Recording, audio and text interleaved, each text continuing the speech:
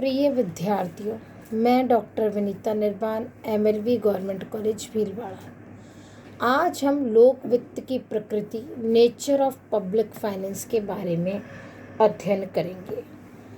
वास्तव में लोक वित्त की प्रकृति के अंतर्गत यह निश्चित करना है कि सार्वजनिक वित्त विज्ञान है अथवा कला अथवा दोनों ही। इसके संबंध में मतभेद भी हैं। कुछ विद्वान इसे विज्ञान मानते हैं, कुछ कला मानते हैं और कुछ दोनों ही मानते हैं। स्वतंत्र और निष्पक्ष दृष्टि से लोक वित्त विज्ञान और कला दोनों है। लोक वित्त विज्ञान है के संदर्भ में कुछ विद्वानों ने अपने तर्क दिए हैं। उसमें प्रोफेसर प्लेहन ने निम्न तथ्य प्रकट किए हैं इसके पक्ष में कि लोक वित्त विज्ञान है। इस संदर्भ में उन्होंने कहा है यह संपूर्ण मानवीय ज्ञान का अध्ययन नहीं करता, बल्कि इसका संबंध मानवीय ज्ञान के निश्चित और सीमित निश्चित क्षेत्र तक ही सीमित है। नेक्स्ट, इस विज्ञान में तथ्य और सिद्धांतों को नियमित क्रम में संग्रहित किया जाता है और कुछ नियम ऐसे हैं जो केवल इसी विज्ञान में लागू किए जाते हैं।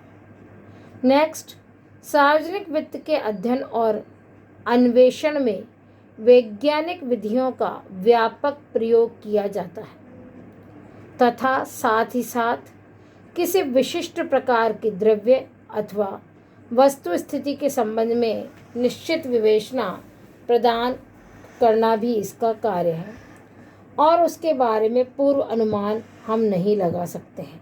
वास्तव में पद्धति एवं स्वरूप में लोक वित्त वैधानिकता लिए हुए है। आय, व्यय और ऋण आदि एक निश्चित योजना और मान्य सिद्धांतों के अनुसार ही निर्धारित किए जाते हैं।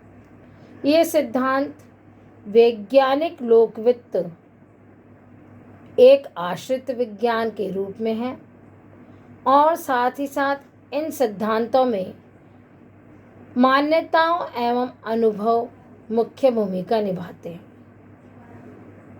लोक वित्त में इन सिद्धांतों की अवहेलना घातक होती है। इस प्रकार यह कहा जा सकता है कि लोक वित्त एक आश्रित विज्ञान है, क्योंकि इसके अध्ययन के लिए अर्थशास्त्र और राजनीति शास्त्र दोनों की ही विषय सामग्री का सहारा लेना पड़ता है।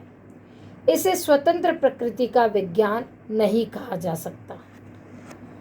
कुछ विद्वान लोक वित्त को कला भी कहते हैं, अर्थात उनके अनुसार लोक वित्त कला भी है। कला का आशय है किसी विज्ञान के प्रयोगात्मक रूप से है। व्यावहारिक विज्ञान में वस्तु की वास्तविक स्थिति का ज्ञान कराया जाता है तथा आदर्श विज्ञान आदर्श प्रस्तुत करता है और इन दोनों स्वरूपों के मध्य स्थिति के अंतर की समस्या का निराकरण करना ही कला है। कला वास्तव में यह बताती है कि आदर्श स्थिति किस प्रकार प्राप्त की जाए। लोक वित्त कला का रूप उस समय धारण कर लेता है जबकि किसी राष्ट्र की सरकार विविध स्रोतों से सरकारी आय प्राप्त करके इस भांति व्यय करने का निश्चय करती है जिससे कि सामाजिक कल्याण अधिकतम हो सके। कर लगाने और उससे प्राप्त साधनों को यथोचित रूप से व्यय करने का कार्य अत्यंत कठिन है। प्रत्येक कर का जनता द्वारा विरोध होता है, अतः किस समय कौन सी मद पर और कितना कर लगाना चाहिए, यह एक दूरदर्शी और कुशल आर्थिक कलाकार द्वारा ही ठीक तरह से निश्चित किया जा सकता है। सार्वजनिक आय में प्राप्ति की मात्रा, स्थान और समय का औचित्य भी महत्वपूर्ण है। व्यय की मद, मात्रा एवं समय का ध्यान रखना भी अत्यंत आवश्यक है। यदि अनुचित रूप से कर लगाए जाए या करारोपण इस प्रकार से हो कि जनता पर करों का भार अधिक लगे या अनुचित मदों पर अनावश्यक व्यय किया जाए, तो जनता द्वारा विरोध होना स्वाभाविक ही है। अतः लोक वित्त निश्चय ही एक कला है।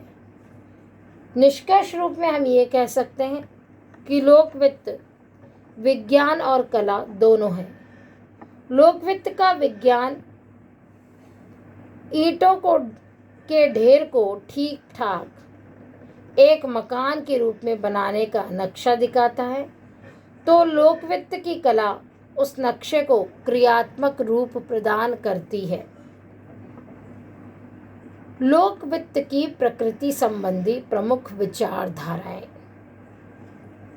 लोक वित्त की प्रकृति के संबंध में राजकोषीय सिद्धांत वेताओं ने अनेक विचारधाराएं प्रस्तुत की हैं, जिनमें प्रमुख निम्नलिखित हैं। फर्स्ट, लोक वित्त का विशुद्ध सिद्धांत, pure theory of public finance. लोक वित्त के विशुद्ध सिद्धांत का उल्लेख सेलिंगमैन ने किया है। इस सिद्धांत के अनुसार सार्वजनिक आय और ऋण की समस्याओं पर तटस्थ रूप से विचार किया जाता है। यह सिद्धांत स्वयं को कल्याण की विचारधारा से संबद्ध नहीं करता, बल्कि यह सिद्धांत ऐसा कोई आग्रह भी नहीं करता कि राजकोषीय नीति का उद्देश्य धन की असमानताओं को दूर करना होना चाहिए। इस प्रकार यह सिद्धांत कल्याण की विचारधारा से संबद्ध नहीं है। नेक्स्ट है लोक वित्त का सामाजिक राजनीतिक सिद्धांत, socio political theory of public finance. लोक वित्त के सामाजिक राजनीतिक सिद्धांत के समर्थकों में वेंगर, एजवर्थ, पीगो आदि का मुख्य नाम है। इस विचार के अनुसार राजकोषीय नीति का उद्देश्य यह होना चाहिए कि धनिकों के पास से निर्धनों की ओर धन का स्थानांतरण समुदाय के सामाजिक कल्याण में अधिकतम वृद्धि करने के लिए हो। नेक्स्ट है नवीन अर्थशास्त्र का सिद्धांत, थ्योरी ऑफ न्यू इकोनॉमिक्स। नवीन अर्थशास्त्र की नई विचारधारा का प्रतिपादन प्रोफेसर कीन्स एवं हैंसन ने किया। यह आवश्यक है कि उपभोग में स्थायित्व लाया जाए तथा उसका उचित नियमन किया जाए और इन उद्देश्यों की पूर्ति के लिए राजकोषीय नीति द्वारा क्षतिपूरक कार्यवाही की जाए। इनका विश्वास था कि पूंजीवादी अर्थव्यवस्था उचित दिशा में स्वयं कार्यशील नहीं हो सकती, अतः राज्य का कर्तव्य है कि वह अर्थव्यवस्था के उद्धार के लिए आगे आए। नेक्स्ट है क्रियाशील वित्त का सिद्धांत, थ्योरी ऑफ फंक्शनल फाइनेंस। क्रियाशील वित्त का सिद्धांत प्रोफेसर A.P. लर्नर का है। लर्नर ने लोक वित्त की कीन्सियन विचारधारा को ही क्रियाशील वित्त का नाम दिया है, जिसका आशय है ऐसी पद्धति से है जिसके अंतर्गत हम राजकोषीय उपायों का मूल्यांकन संबंधित अर्थव्यवस्था में क्रियाशील कार्यों के आधार पर करते हैं। लर्नर एवं उनके समर्थक अर्थशास्त्री यह मानते थे कि क्रियाशील वित्त कराधान सार्वजनिक व्यय और ऋण की राजकोषीय कार्यवाही में कमी करके नीति विषयक कार्यवाहियों में वृद्धि कर देता है, जिससे कि देश में मुद्रा की मात्रा प्रभावित की जा सके और कुल मांग बढ़ सके। लर्नर की मान्यता है कि कराधान का मुख्य उद्देश्य आय की प्राप्ति न होकर ऐसे उद्देश्यों की प्राप्ति होना चाहिए जो सामाजिक रूप से औचित्यपूर्ण हो। कराधान का मुख्य कार्य राज्य के लिए धन एकत्र करना न होकर लोगों की क्रय शक्ति घटाना होना चाहिए। इसी तरह सार्वजनिक व्यय का मुख्य उद्देश्य कुल मांग की मात्रा को इस तरह से प्रभावित करना होना चाहिए जिससे कि वह कुल पूर्ति एग्रीगेट सप्लाई के बराबर हो जाए।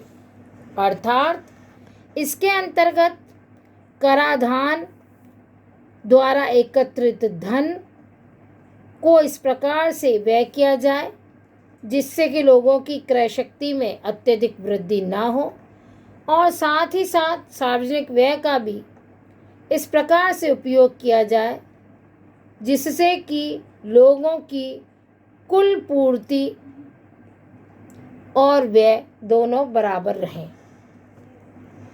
अर्थात कुल पूर्ति अधिक होने पर और व्यय कम होने पर भी यह औचित्यपूर्ण नहीं होगा, और क्रय शक्ति बढ़ने पर और कुल पूर्ति घटने पर भी यह सिद्धांत औचित्यपूर्ण नहीं रहेगा। नेक्स्ट है सक्रियकारी वित्त का सिद्धांत। सक्रियकारी वित्त एक्टिवेटिंग फाइनेंस का विचार क्रियाशील वित्त फंक्शनल फाइनेंस दोनों एक दूसरे के मित्र ही हैं। इस विचार के अनुसार राष्ट्रीय आय प्रत्येक समय और स्थान पर बचत एवं विनियोग की कार्यवाहियों का फल ही होती है, और लोग राष्ट्रीय आय की मात्रा कम होने के कारण गरीब होते हैं। अतः राष्ट्रीय आय की मात्रा इस प्रकार बढ़ाई जानी चाहिए जिससे कि साधनों का अनुकूलतम बंटवारा हो। काम में लगाए जाने वाली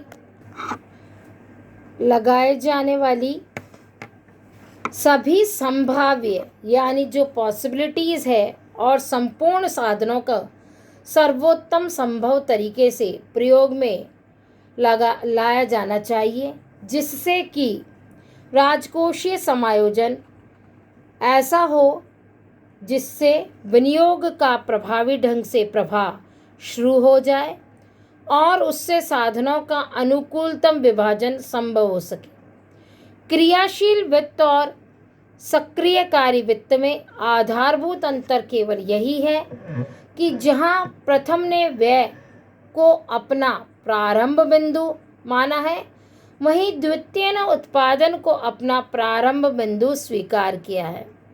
अतः सक्रियकारी वित्त की विचारधारा प्रथम की अपेक्षा अधिक श्रेष्ठ है। उक्त सभी विचारधाराएं लोक वित्त की प्रकृति से संबंधित हैं और प्रकृति के अनुसार ही विभिन्न विद्वानों ने अपने अपने विचार प्रकट करके प्रकृति के संबंध में विभिन्न सिद्धांत या विचारधाराएं प्रस्तुत किए। अगले व्याख्यान में हम राष्ट्रीय अर्थव्यवस्था में लोक वित्त की भूमिका के बारे में अध्ययन करेंगे।